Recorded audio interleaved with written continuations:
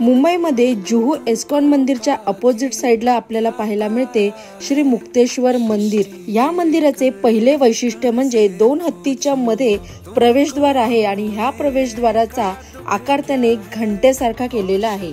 दुसरे वैशिष्ट्य म्हणजे मंदिर आतून इतके सुंदर आणि भव्य आहे याची कल्पना लांबून पाहताना येतच नाही। मुख्य मंदिरामध्ये प्रवेश केल्यानंतरच आपल्याला विष्णू ब्रह्मा यांची मूर्ती भिंतीवरती साकारलेली पाहायला मिळते। याच बरोबरीने मुख्य गाभाऱ्यामध्ये बरेच देव देवींचे आपल्याला मूर्ती इथे पाहायला मिळतात आणि ह्या मंदिराचे मुख्य वैशिष्ट्य म्हणजे 7 मजली हे मंदिर उभारण्यात आलेले आहे आणि प्रत्येक मजल्यावर आपण देवांचे वेगवेगळे रूप पाहू शकतो।